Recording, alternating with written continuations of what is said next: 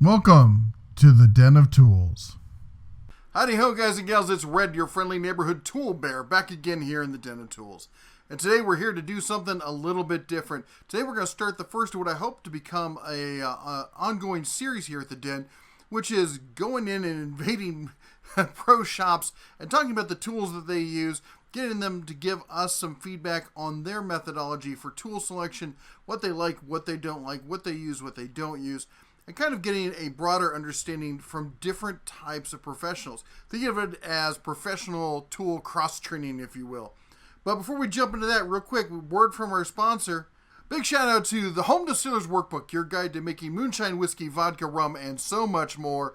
If you've ever wanted to try America's grandest home DIY tradition, take a look at the links down below in the video details, and there's links to the Amazon book there. Check them out. Trust me, your taste buds will thank you for it. Anyway, back to the show. So today we are at Loaded Chamber, my local gunsmithing store that I wanted to give you guys a walkthrough of. Now, Loaded Chamber is a small privately owned store. It's down in the southwest side of Las Vegas. I'm not paid for this, by the way. This is just, I'm endorsing these guys because I like to support small business. I like to support local businesses. And, I like to support the 2A community. Those of you who've been around the channel for a while probably know. Anyway, that said, we're going to do a quick walkthrough of the store. It's not a big shop by any means, but he's got a lot of great tools there and a great mindset on how to use these tools. Now, Ronnie Jones is the proprietor here, and he's nice enough to give us a tour, which, by the way, if you stick to the very end, I got a secret where you can take a tour yourself here. So keep watching, and we'll show you how it's done.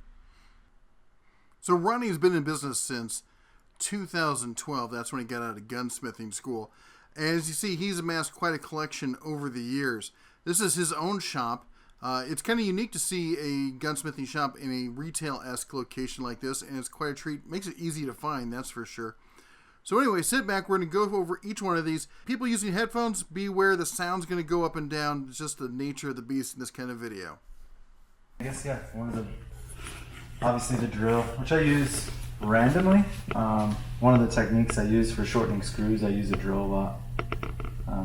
The little handheld Dremel is nice for where I don't want to have a cord in my way. It's not as high power, but it works for good little intricate things where I need to get in places. Okay. And then the Harbor Freight one, like I said, I'd much rather it been afforded, but actually I probably had it for 6 years and haven't had any problems with it. So That's great. For what it is, obviously it's not high end, but if I was going to replace it, I don't think I'd buy another one, but it's definitely done good for what it is. And then I got a bunch of, a lot of Brownell stuff, obviously, because they make gunsmithing tools, so all of my hammers are there for the most part. I have a lot of Snap-on actual little pliers, which are handy. Snap-on's obviously great. If you break it, you get a new one. Mm-hmm. I got my punches are mostly, I got a lot of those, Starrett, Brownells again, a lot of random. I got some Snap-on punches, these are great too because you can break them and they'll just replace them for free. I got 2 Wheeler screwdriver sets, and I got a bunch of, again, Brownells actual bits for gunsmithing. A couple of Brownells little drivers and all that stuff. What else is there? That's pretty much here. Here's where, like I said, I do what I'm doing here. Disassembly, and then usually parts installation, fitting, and then I'll be doing other stuff. It's rare for me just to do a simple thing of replacing one part and then that'll be it. But I do that. It'll be I do a lot of sights over here, and obviously I use this stuff and the sight pushers over here.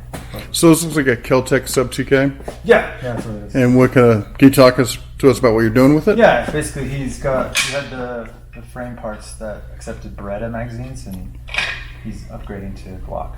Oh. As opposed to buying another gun. I didn't know you can do that.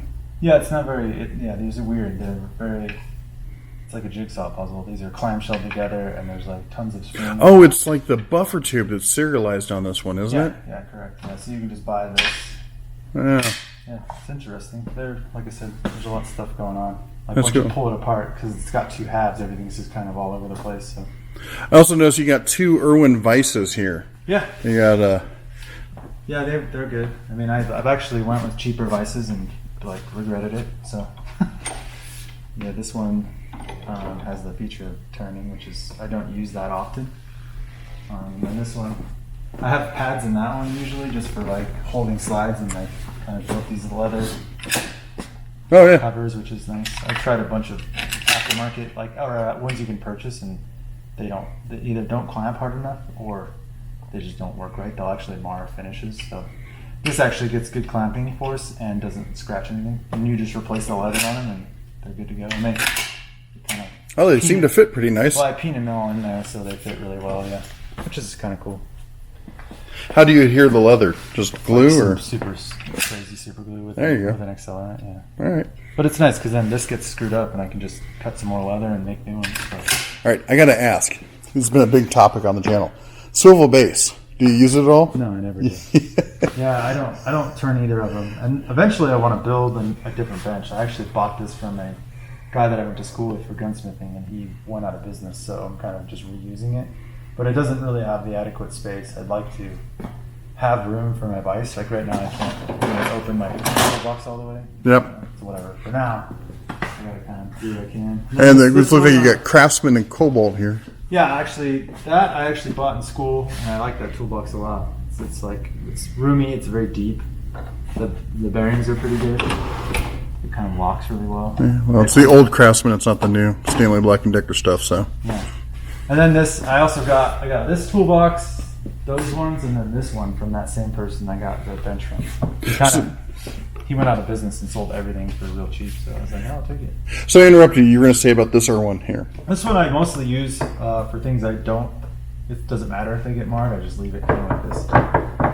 So I have both, for an option, so I don't have to remove those jaws very often. But this one's, I think it's a little wider, but it's obviously doesn't turn this way, which I don't. If I would have bought another one, I probably would have just bought another one of these because I never turn that thing. And the magnetic tray, of course, this might be actually, I don't know whose this is, but it's really good at catching just slivers of metal, so it's kind of like not productive for me because I'll grind stuff and then all the metal goes in there and then I'll reach in there and get splinters. Yep, yeah. They do that. So here's your welding setup here. This welding table. So we got an Everlast. Is that a MIG or TIG? TIG. TIG, yeah. It's TIG, it'll be TIG and stick welding. So, and it's AC/DC, which I liked. And then one of the reasons I bought it when I was starting this place, I had a bunch of stuff I needed to fabricate before I got in here, and it runs on 120 and 220. Yeah. So 120 was nice in my garage because I didn't have 220. I welded a lot of stuff for my oven out of aluminum just in my garage, which was nice. So that was one of those selling features for me. And actually, for it being cheap, it welds really well. I mean, I have used obviously Lincolns and Millers, and they are better. But for the price, like I got to get into something like this in a Miller that does AC/DC and does pulse flow and all that. Not pulse flow, but this does pulse. So you can kind of make your welds look really professional because it just like pulses. Yeah. Without knowing, really what you're doing, which so it does it for you. Kind of, yeah. With those features in, I guess, a Miller or a Lincoln, you're in like the $3,000 mark, and this I got everything here for $1,000, which is nice. Wow, that's a great deal. Yeah, the pedal I think I spent like $200 on because they don't come with a pedal. It comes with like a little switch on the torch. Yes. And the pedal I just ordered extra, and that was like everything except the tank and the cart was like right at $1,000, which I thought was a pretty good deal. And what do you use for your locking pliers there? I use a bunch of stuff. These are Irwins. I have all kinds of different things just for clamping. A lot of what I weld is like real simple stuff. Like honestly, most of the things I do are very like tiny little like just either repairs or if I take too much metal off of something, you're just filling it in. Yeah. Or pin and welds. Like a lot of people, they cut a barrel or they get a barrel that's 14.5 and they want to make it a rifle, and to do that legally, you pin and weld, you permanently fix a break to it. So I do a lot of that. Yeah, the welder probably gets used the least amount, just because. And I got to ask about the ratchet. So you got a Craftsman ratchet over there. Have you had that a while, or? Yeah, I don't know what I use this for. It might be. I have a barrel wrench. I think that's what this is for. So there's a wrench that attaches to like a action of a gun, and it clamps on it, and that's what I use this for. Can I see it real quick? Yeah. So I'm one of the few people who actually likes this style, but the newer ones they look like they feel like they didn't put them through like the tumbler the last process, and really? they're very sharp. And obviously, you've used this one for a long time; it's well rounded and whatnot. So, Yeah, this one, I think or somebody has. I this is one that I had. I probably got this like when I was 18. So. And did you make the table yourself? No, that's another thing I got from that guy. Yeah, so this has been. I think he might have made this table together. I don't know. I can't tell by the welds, but it's nice. You know, it works. For this shop, it seems to be suitable for the amount I weld. Oh yeah, for something like that, I'm sure it's great. And then I have like this. Most of the stuff in here is for the mill. Like I have. Yep. Obviously, like lots of stair stuff, just for ease, and then also for cost. I buy a lot of stuff off Amazon, which you can get good and bad there, you know. Yep. Depending on how much you spend. But yeah, I have a lot of stair for measuring and indicating. There's all the end mills, and those I actually get a lot of them on Amazon, but they're actually this brand Kodiak, which I really like. They're not any cheaper, but it's just easy because I can order them. Like, they're sent usually like real fast, which is nice. That's good. 'Cause there's always a debate on that kind of stuff. Yeah, and then this like I also got I think on Amazon, which is Oh, that's nice. fine. It's for indicating the mill. Yeah. Pin stock, which I use a lot for milling. And then all this stuff's just for kind of mounting everything to the table and or vise in whatever fashion you might need. Which is nice. And then this is the mill. This is like a Bridgeport clone. And it's pretty nice. It's got air hooked up to it. So I think this is a Harbor Freight actually. Just like little impact. And it's really handy. I mean, not that I'm super lazy, but I like to be able to just Oh yeah. mount this in. Otherwise, you gotta get up here and wrench this. Yeah. thing. So the guy I bought it from actually, I don't know if you can purchase this setup somewhere or if he made it, but it's basically just fairly simple. It's spring activated, and then you got forward, back, and then simple. But it leaks like crazy, as you can hear. So I have this little shut off, otherwise the air compressor will turn on every 5 minutes. But yeah, and then obviously this DRO. It's nice for milling. Kind of gives you an idea of where everything is. Mm-hmm. You can accurately mill. And this vise is pretty nice also. Yeah, that's a nice. What do you know? What kind it is? They come with it. It doesn't look I like think it's. it's a Kurt, but I could be wrong. I don't know if it's a Kurt knockoff or if it is a Kurt. It's solid. I like it. I like doing like different cuts on for slides. I do serrations. I need to be able to tilt them or spin the vise to get angles, which is nice. And to do serrations, sometimes I have to tilt this whole quill sideways to cut. Yep. It gets pretty interesting. But it's got power feed on the axis. Oh, that's nice. Yeah. So if you're gonna mill something and you want it to look real clean, so you get that steady feed rate, you Yep. can get it really fine tuned. And yeah, like I said, I'm not lazy, but it's kind of nice to just stand here and have it work for you. Or if you need to move the table real far, it's kind of fast. You just turn it on. Yeah, pretty nice. I mean, it does well for me. And then this, I don't know if you want to go that way or right there. Let's go here because this is going to be a good follow up to that. This is the jet lathe. This is just pretty simple Chinese lathe. Jet obviously would be my first choice, but for what it is, it's pretty good. You said it wouldn't be your first choice? No, I probably would have went with something not Chinese, honestly, but they're very expensive. So this is I got a really good deal on this, and the guy who I got it from had never really used it. It was like all the wear and everything you see here is from me moving it in and then just like messing it up myself. So it was in way good shape, and it functions really well. So what would be your choice if you could get something? Oh man, I'd have to look. Probably I would get something like Japanese made or American. There's so many brands, I don't know what I'd pick. South Bend isn't American anymore, is it? I don't think so. Because they got bought out by the guy who owns Grizzly, and he does all this stuff in China. I might do a Grizzly. They make a Gunsmith lathe, so it's kind of set up for what we do. Well, that makes sense considering the owner. Yeah, and it's those are I don't know. They might be about the same quality level as a Jet. I mean, this is actually a good lathe. I had to. This has a jogging feature, and I had to. For some reason, it went backwards. So when you jog, it would spin. This is clockwise, obviously. It would spin backwards, and I had to rewire the switch to where when you hit it, it would spin this way. Yep. But I use it when I do with muzzle brakes. I use the power tap function, so I like put a tap in here and actually tap with this on low speed, which is kind of nice. And it obviously does threading.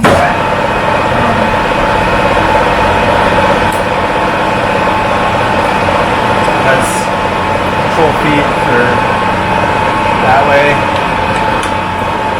And compound.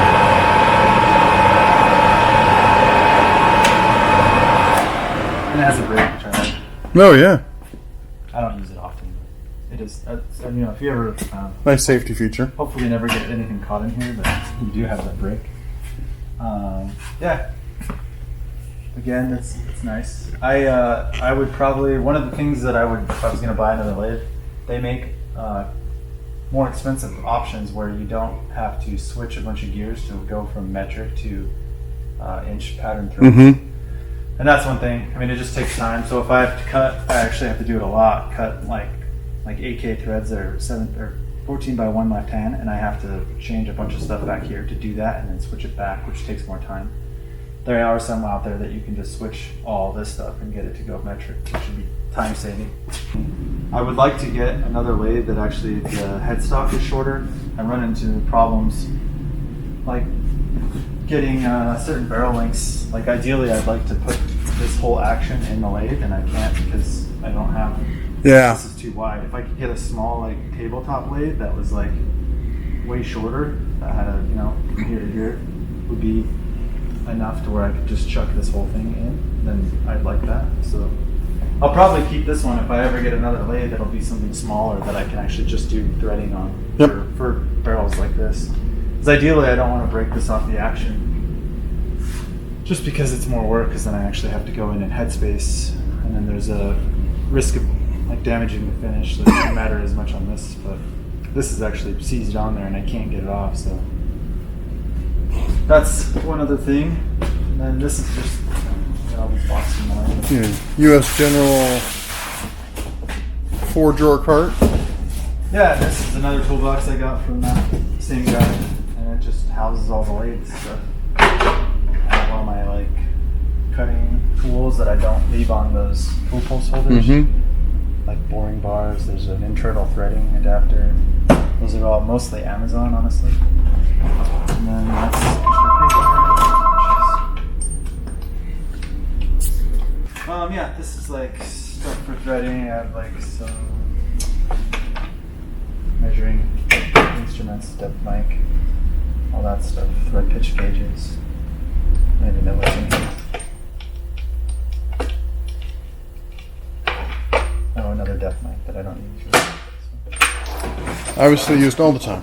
And then this is like a steady rest. Yeah. An old tool post holder. I don't really use it.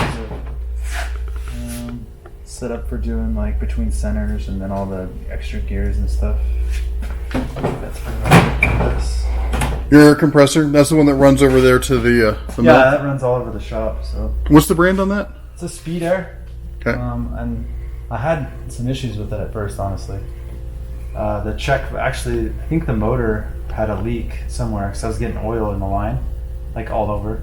So the oil caused the check valve to go out, which is here, which is like shuts it off when the pressure gets to like the whatever set PSI. Yeah. That went out. I pulled it out to replace it, and it's just saturated in oil. So they were pretty good, actually. It took a long time, but they came out and actually put a new motor, a new check valve, and all that. And it has been good ever since. And it's supposedly, it's made in America. It should be good. Is that single or double stage? That I don't know. I think it's single. Yeah, it looks single, but kind of looks the way they have the cylinder there. Yeah. Almost looks like it's a double. It's ran pretty good the whole time. Other than like when I was trying to use it, obviously, for what I do, I can't have any contamination in the lines, and that was spitting oil out for a while, which was not fun. But now it's good. I put a bunch of oil and water separators all over. There's a main one coming out, and there's one over here for the bead blast cabinet. There's one right there for that air hose. So What cabinet do you use? This one. This is a bead blast cabinet for Oh. Cerakoting. And this is only Cerakote. The process for Cerakote, everything has to be clean. So I don't do anything in here that has any kind of grease or anything. I need to get another blasting cabinet for doing things where I can just throw it dirty in there. But if you put any contamination here, you'll screw your Cerakote up. So this is like pretty much sanitary. There's no, everything gets cleaned before it goes in here, so there's no dirt, as much as I can. But yeah, it's like an industrial. I'd like to find another one this big because it's nice. I can get a whole barreled action in here very easily. The only thing I've had a problem with this is the actual, it had a vacuum that came with it, and that went out on me. So I had to like go get like a shop vac to pull everything out of there. All right. But it's been good from there. Yeah, I mean, that's the next thing is probably the dirty room. Just, I don't spend a ton of time in here, but I do spend some time. I mean, I got like storage over there, and then I got a few polishing here, and I have a couple different polishing. Dayton, ones. you don't see a lot of those, but Yeah, it's actually a grinder, and I kind of converted it to polishing, which doesn't really, it works, but you know. And then that guy I use for like taking a lot of metal real fast. mm-hmm.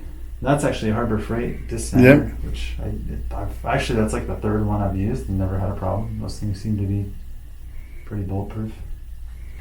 Got a Milwaukee cutoff wheel down there. Yeah, I use across that. I use that quite often for, like, you know, when I don't want to use a hacksaw and hurt my elbow and hand for a half hour, I just throw it on that. All right, I got to ask, do you actually use that thing over there? No, it actually doesn't work. I tried to use it and it's like, it's like it won't work. I don't know. I got it from that same guy. I got that and a bunch of different things. So I've not seen anybody have good luck with those. So yeah, it worked. Like when I was doing that stuff in my house, I used it to sharpen tungsten, and it seemed to work fine then. And then just ever since I got here, it doesn't work. So it just sits there. Yeah, then I mean that's pretty much it. I mean I spray Cerakote, but there's nothing really crazy about that. It's just I use Iowata spray guns, which are expensive. Those are like $3.50 a piece. yeah. And I have two of them here. And then this is my spray booth that I built. This is like an induction fan that sucks everything up to there's a vent in the roof for everything. Mm-hmm. It's nice. Is this an oven? Yeah. Oh, that's cool. Well, I actually, I mean, it was intended as a freezer, so I've actually built this from a home oven. That's what this Oh, is. wow. You actually built this. Yeah, so I took a freezer and this way. Yeah. I took all of the internals out. So there used to be obviously plastic shelves in here, Mm-hmm. and there was like points where you could put, there were shelves that were cooled by the coolant, like the refrigerant. So I pulled all that out, pulled the pump out of the bottom, and this is what I TIG welded. I TIG welded these pieces to kind of make a transition because there was plastic here. Yep. This is all metal, back's all metal, and I kind of cut little pieces of metal where there was holes, and then I screwed them in and used high temp RTV to kind of seal it. And then the last thing it is, I sprayed this with manifold enamel, so it's high temp paint. Yeah. Mounted the original oven rack, and that's the thermostat, or whatever you call it.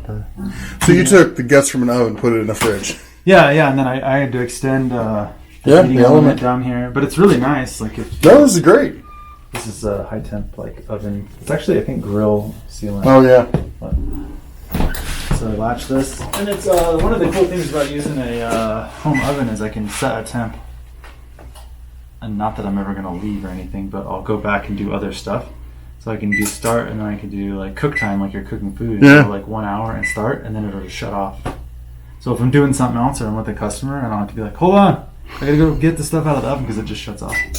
That is really nice. Yeah. I'll be honest, when I saw it with the stickers on it and stuff, I thought it came from Cerakote. I'm No, like, I completely handmade all this. I built everything in here. yeah.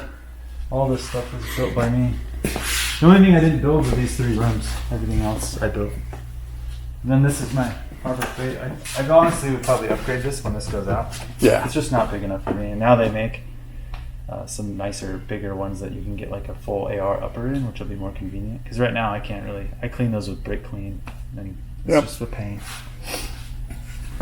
Yeah, this is kind of where I keep a lot of random stuff. So all my Taps and guides and those. taps and like different stuff like fixtures. I keep headspace gauges in here. And then this is like random screws and different stuff. This is springs and pieces of metal I might use for making stuff. More springs, screws. You never have enough springs as a gunsmith. Yeah. There's files in here that I don't really use. More like I guess stock of stuff if I need to use stuff. Like this is gonna be a muzzle brake eventually. Stuff like that. This is like fixtures for different guns. Here's that barrel vise or barrel wrench I was talking about. Mm-hmm. So this attaches to different guns and different mounting methods and that stuff. This is all AK building stuff. I build a fair amount of AKs, so this is like all the stuff you need to do that. That's what's going on here. This will be an AK eventually.